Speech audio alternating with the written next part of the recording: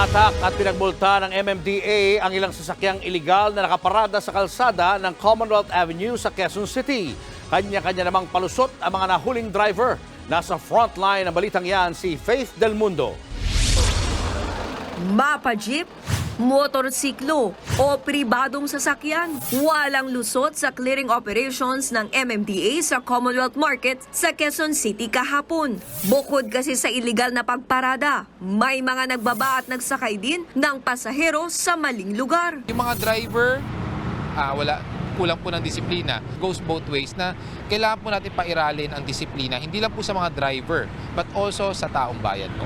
Kaya ang tsuper na to, napangiti na lang ng tanggapin ang ticket. Pinagmulta rin siya ng 1,000 piso.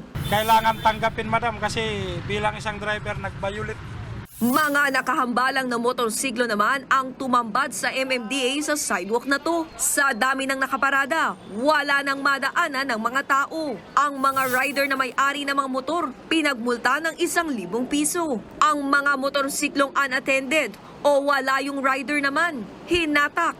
2,000 piso naman na naghihintay na multa sa mga may-ari niyan. Todo hingi naman ng pasensya ang babaeng ito.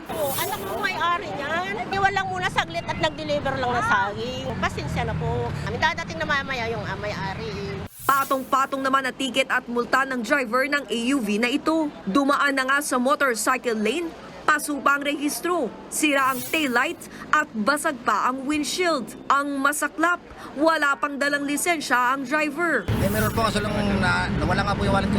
Ang kasama nitong lalaki na may-ari ng sasakyan, nagpakilala pa ang retiradong pulis. Pero di sila umubra sa MMDA enforcers at tinow pa rin ang sasakyan. Sa kabuuan, 20 ang nahatak habang 83 ang natikitan.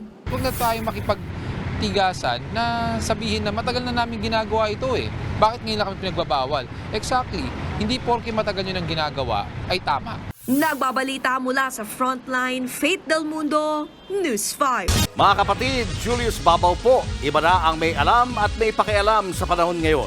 Para sa frontline ng mga balita, mag-follow at mag-subscribe sa social media pages ng News 5.